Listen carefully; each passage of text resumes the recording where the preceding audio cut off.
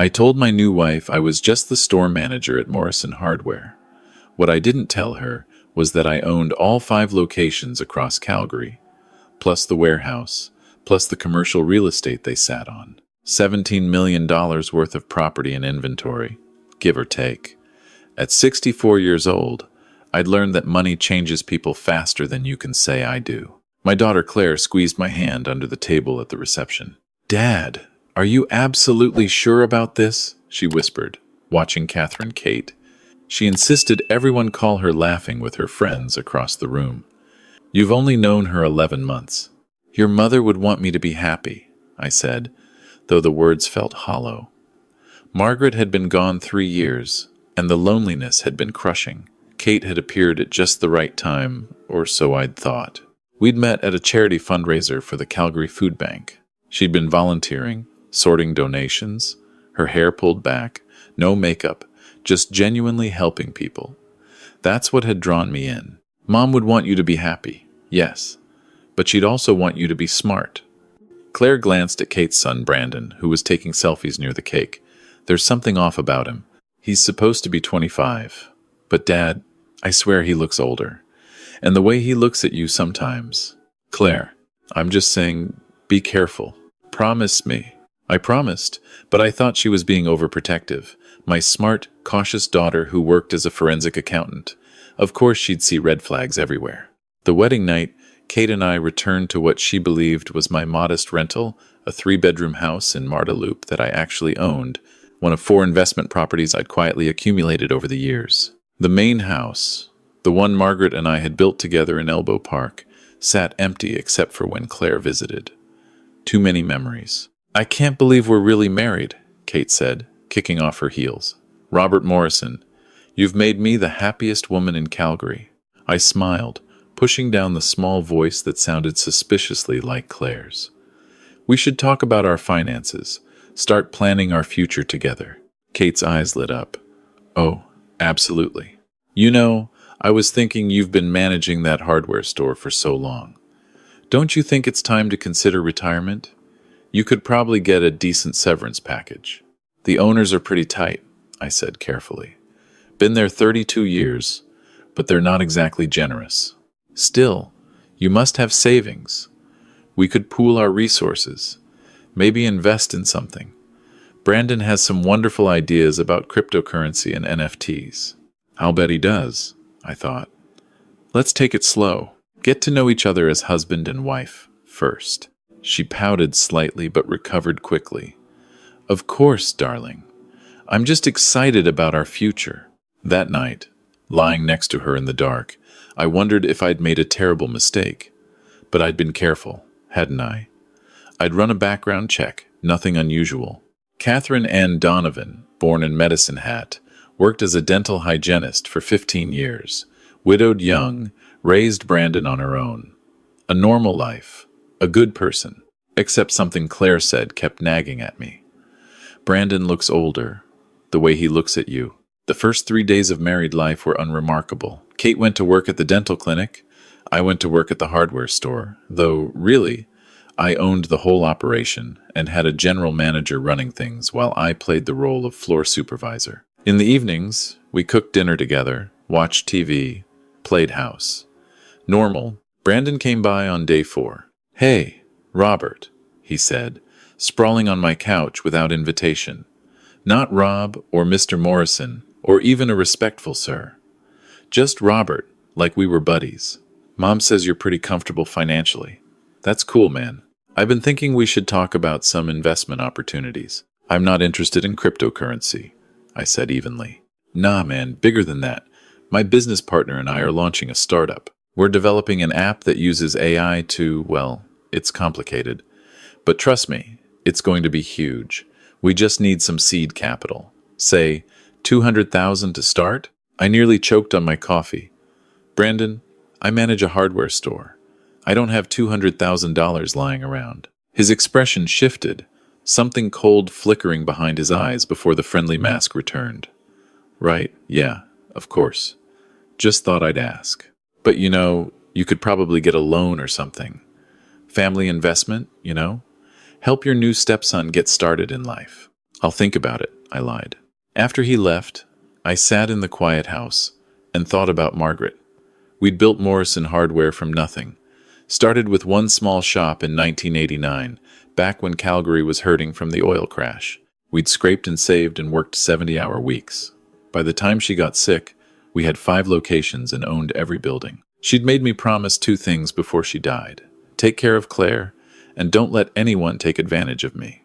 I'd already broken the second promise by not being completely honest with Kate. But maybe it was time to see exactly what I was dealing with. I called a number I'd been given years ago. Chen Legal Services. This is Melissa speaking. I need to speak with Sarah Chen, please. Tell her it's Robert Morrison. She handled my wife's estate.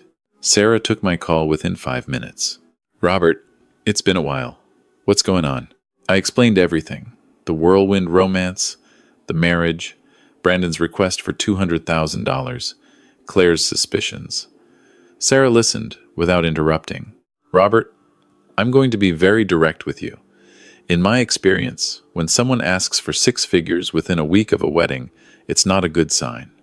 I want you to do something for me. Don't give them any money. Not a penny. And I'm going to run some deeper background checks. The kind that go beyond public records. Can you give me a few days? What are you thinking? I'm thinking that if your daughter's instincts are telling her something's wrong, we should listen. Forensic accountants are trained to spot patterns. Let me dig. That night, Kate brought it up over dinner. Brandon told me about his app idea. Isn't it exciting? He's always been so entrepreneurial. It's a lot of money, I said neutrally. But think of it as an investment in our family. Once Brandon's company takes off, we'll all benefit. Besides, you've been working for so long. You deserve to use your savings for something meaningful. There it was again. My savings. She'd been asking about them since day 1 of the marriage. How much did I have? Where was it invested? Did I have a financial advisor? I'll need to think about it, I said. Her smile tightened. Of course. Take all the time you need. Day 5. I woke up to find Kate already dressed, standing in the bedroom with a manila envelope in her hands. Robert, we need to talk. I've been doing some thinking, and I believe it's time we made some changes. Changes? She handed me the envelope. Inside was a document, professionally printed with legal-looking headers. I had Brandon's girlfriend, she's a paralegal, draw this up. It's just a simple agreement about our finances. I'll have access to your accounts. We'll make joint decisions, that kind of thing. Standard stuff for married couples. I scanned the document. It wasn't standard at all. It would give her power of attorney over all my financial decisions, access to all my accounts, and control over any real estate in my name. Kate, this is a lot. We should have a lawyer look at this. Why? Don't you trust me? We're married, Robert. What's mine is yours. What's yours is mine. That's how it works. I understand. But what? You know, Brandon mentioned that you seemed reluctant to help him, and now you're hesitating about something as simple as a financial agreement with your own wife. It makes a girl wonder what you're hiding. The shift in her tone was startling. The warm, loving Kate from the wedding reception had vanished, replaced by someone harder, colder. I'm not hiding anything, I said carefully. I just think we should slow down. We've only been married 5 days. 5 days? We can make this easy, or we can make this complicated.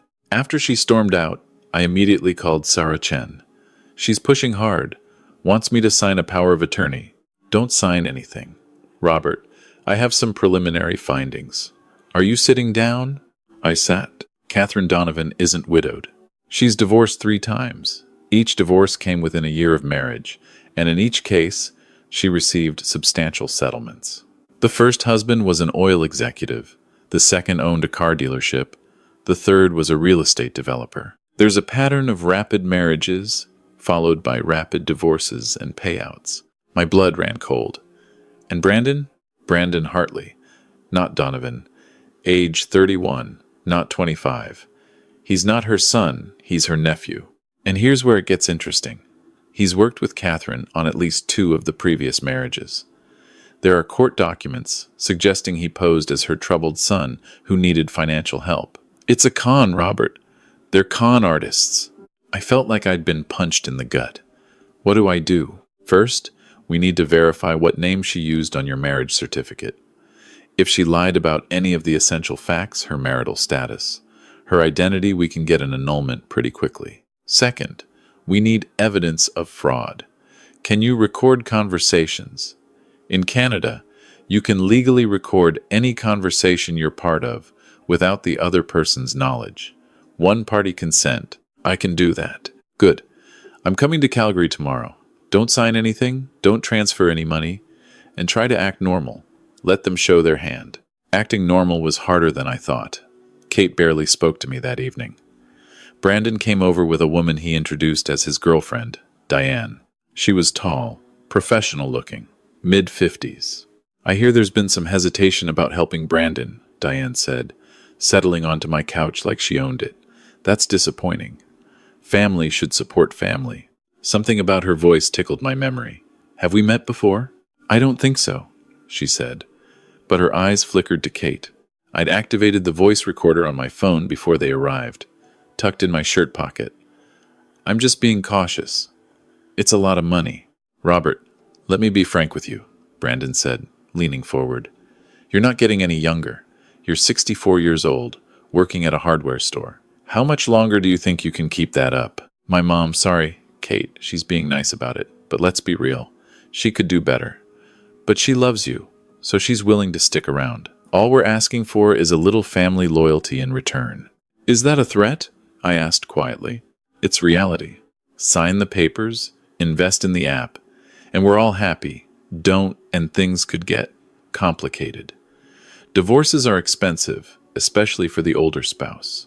And at your age, starting over? That's rough, man. Kate placed her hand on mine. Robert, please. I don't want it to come to that. Just sign the agreement. Show me you trust me. I need more time. Diane, if that was even her real name, stood up. Then we'll give you until tomorrow at noon. After that, we're filing for legal separation, and Kate will be seeking spousal support, division of assets, the works. Your choice. After they left, I listened to the recording. It was clear, perfect. Threats, coercion, fraud. I sent it to Sarah immediately. Her response came back in minutes. This is gold. Don't delete it. I'll see you first thing tomorrow. I didn't sleep that night. I kept replaying everything: the charity event where we met, the whirlwind courtship, the way she'd always asked about my finances but never shared much about her own. The red flags had been there all along. I'd just been too lonely, too eager for companionship, to see them. At 8 in the morning, Sarah Chen arrived at my house with a tall man in a dark suit. Robert, this is Detective Marcus Williams with the Calgary Police Service, Financial Crimes Unit. Mr. Morrison, Williams said, shaking my hand. Miss Chen has filled me in. We've been watching Catherine Hartley, that's her real name, Hartley, not Donovan, for about 2 years. She's suspected in at least 6 marriage fraud cases across Western Canada, but we've never had enough evidence to charge her. Until now. What do you need from me? We need you to wear a wire. Get them to talk about the con explicitly. We need them to admit they were targeting you for your money, that Brandon isn't really her son, that Diane is her sister, yes, her sister, not Brandon's girlfriend, and that they've done this before. They're coming back at noon with papers for me to sign. Sarah smiled grimly. Then we have about 4 hours to prepare. At 11:45, I sat in my living room, a tiny microphone clipped inside my shirt collar, a recording device in my pocket, and 3 police officers positioned around my house. My hands were shaking. Kate arrived first. Brandon and Diane pulling up minutes later. They looked confident, almost smug. Decision time, Robert, Kate said, spreading the papers on my coffee table. What's it going to be? Before I sign anything, I need to understand something. How did you 3 meet? I mean, you and Brandon and Diane. What's the real story? Kate's eyes narrowed. What kind of question is that? Humor me. We're married. I should know more about my wife's family. Diane, I could see it now. The resemblance to Kate around the eyes cut in. What does it matter? Sign the papers. Because I've been thinking, I said slowly, my heart pounding. 11 months isn't very long to know someone before marriage. And 5 days is an awfully short time to be asking for access to all my finances. Makes a man wonder. Brandon laughed. Wonder what? That we're running some kind of scam? Come on, Robert. You're being paranoid. Am I? Because I've done some research. Catherine Hartley. 3 previous marriages, 3 quick divorces, 3 substantial settlements. Brandon Hartley. Your nephew, not your son. Age 31, not 25. And Diane Hartley. Your sister, not his girlfriend, and definitely not a paralegal. The room went deadly silent. Kate's face transformed, the mask dropping away completely. You son of a bitch, you've been investigating me? Just trying to trust but verify, as they say. So tell me, Kate, or should I call you Catherine, how many men have you done this to? How many lonely widowers have you conned? You don't know what you're talking about, she spat, but Brandon put a hand on her arm. Let's just go, he muttered. He's not worth it. No. Diane stepped forward. No, I want to know how he found out. Did that daughter of his hire someone? Is that it? Does it matter? I stood up, surprising myself with how calm I felt. What matters is that I know the truth. You targeted me because you thought I was just a hardware store manager, with maybe a decent pension and some savings. What you didn't count on was that I might actually have resources to check you out. Kate's laugh was bitter. Resources? You're a store manager, Robert. You live in a rental house. You drive a 10-year-old truck. Don't act like you're some big shot. That's where you're wrong. I walked to the window, where I knew the police were listening. I don't manage Morrison Hardware. I own Morrison Hardware. All 5 locations, plus the warehouse, plus the buildings they're in, plus this house, and 3 others. I'm worth about $17 million, give or take. The silence that followed was deafening. You're lying, Kate whispered. I'm not. And here's the thing I was going to tell you eventually. Maybe in a few months, maybe a year, once I was sure you loved me, for me, and not my money. But you couldn't wait, could you? 5 days into the marriage, and you're already pushing for power of attorney, asking for hundreds of thousands for Brandon's fake app company. Brandon's face had gone pale. The app's not fake. It doesn't exist.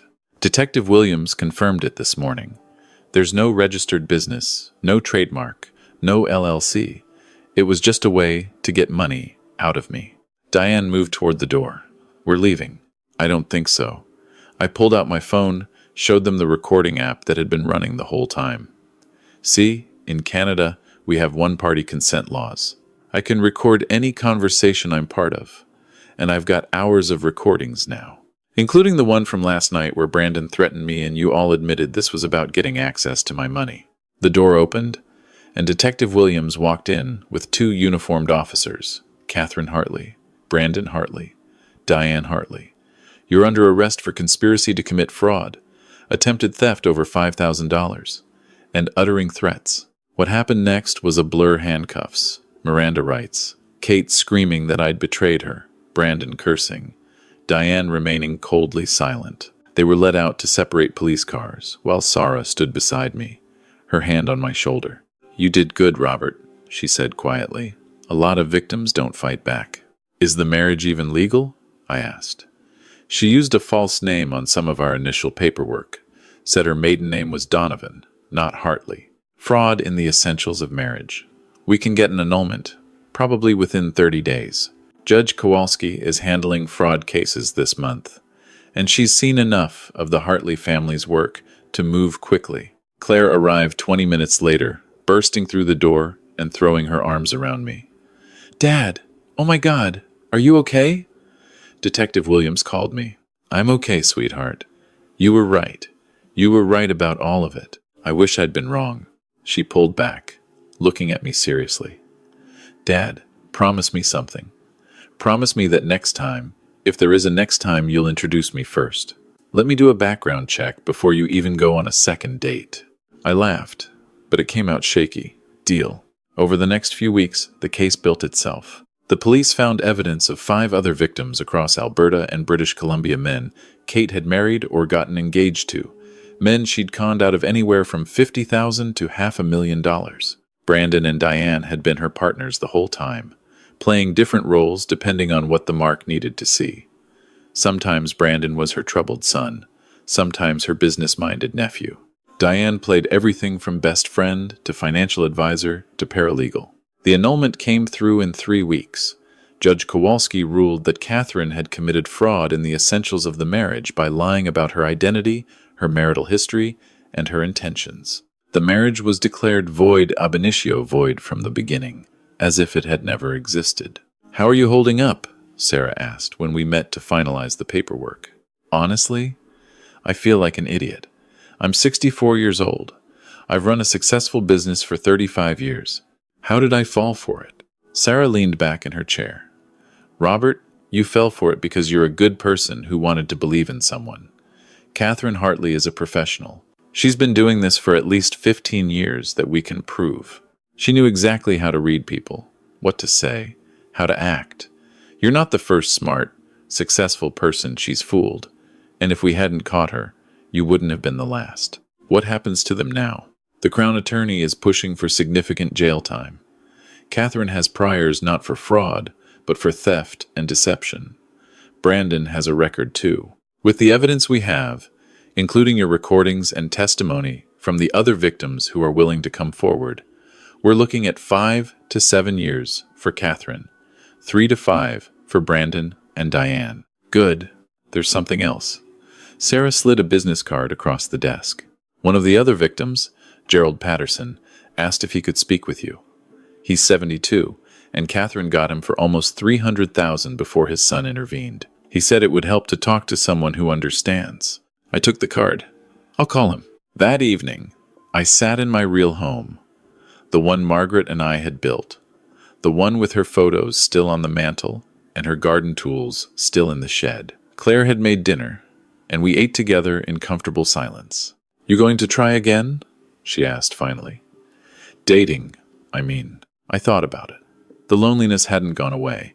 If anything, the betrayal had made it worse, added a layer of bitterness to the empty nights. But I also thought about Margaret, about the 35 years we'd had together, the trust we'd built, the life we'd created. "Maybe," I said, "but not for a while. And when I do, I'm going to take it slow, real slow, no rushing into anything. And you'll let me vet them? Thoroughly." She smiled. "I love you, Dad. I love you too, sweetheart." A month later, I got a call from Detective Williams. "Thought you'd want to know Catherine Hartley took a plea deal. 7 years, no parole for at least 4. Brandon got 5, Diane got 3. They're also required to pay restitution to all the victims. Will the victims actually see any of that money? Probably not much. The Hartleys don't have assets, they spent everything they stole. But at least they're off the streets. Thank you, Detective, for everything.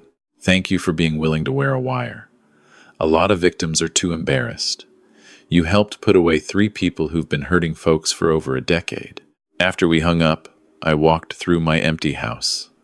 5 bedrooms, 4 bathrooms, a chef's kitchen that Margaret had designed herself. Too much space for one person, but it was honest space, built with honest money, filled with honest memories. I thought about what I'd learned. Here's what I wish someone had told me before I walked into that charity fundraiser and met Catherine Hartley. First, if someone is too perfect, they probably are. Kate had been exactly what I needed, exactly when I needed it. That should have been my first warning. Second, anyone who pushes for financial access too quickly is showing you who they are. Believe them. Marriage is about love and partnership, not joint bank accounts in the first week. Third, if your kids, especially your smart, observant kids, tell you something's wrong, listen.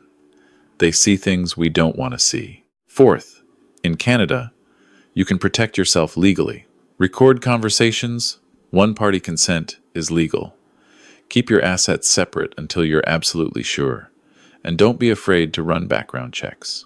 Love is wonderful, but verification is smart. Fifth, and maybe most importantly, loneliness makes you vulnerable, but it doesn't make you stupid. If I'd taken a step back, if I'd waited even 2 months longer before proposing, I might have seen the cracks in Kate's story. I called Gerald Patterson that night. We talked for 2 hours. 2 men who'd been fooled by the same woman, sharing our stories and our shame and our anger. By the end of the call, we were laughing about the absurdity of it all. "You know what the worst part is?" Gerald said. "I actually thought she loved me.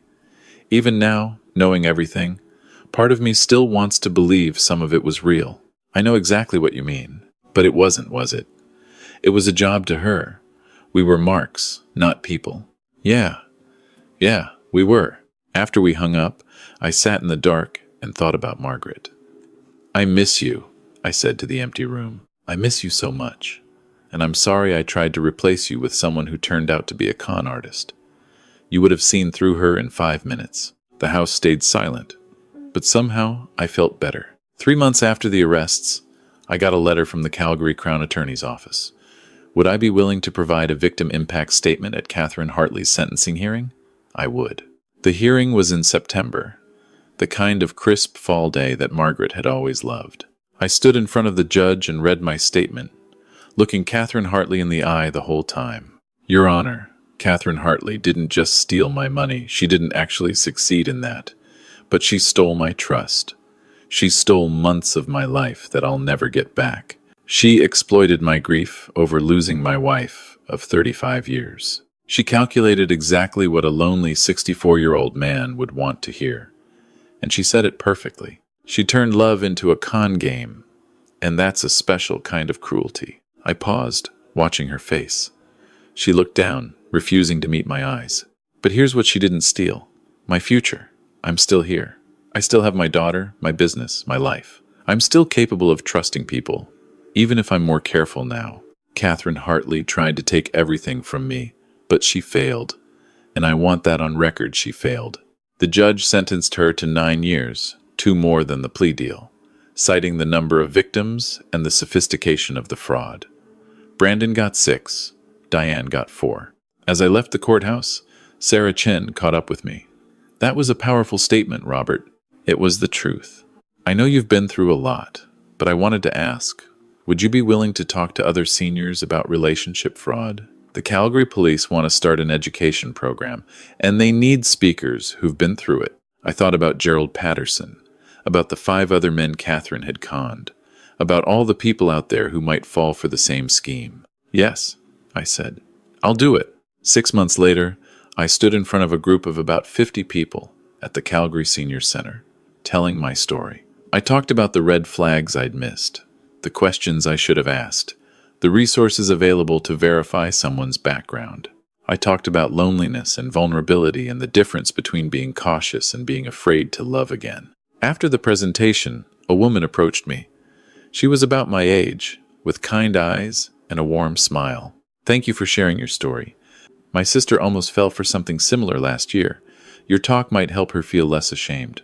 I hope so. That's why I do it. I'm Elizabeth, by the way. I volunteer here on Thursdays. We talked for 20 minutes about the senior center, about her sister, about Calgary's brutal winters and beautiful summers. Natural conversation, easy and unforced. When she mentioned she had to get back to her volunteer shift, I surprised myself. Would you like to get coffee sometime? Just coffee, nothing more. She smiled. I'd like that, but fair warning, I'm going to Google you first. I laughed. Please do, and I'll Google you. Trust but verify, right? Right. As I walked to my truck, I thought about Margaret again. I'd always love her, that would never change. But maybe, just maybe, there was room in my life for something new, something real this time, built slowly and carefully, with eyes wide open. The story of Catherine Hartley and her family became something of a cautionary tale in Calgary. The local news covered the case extensively.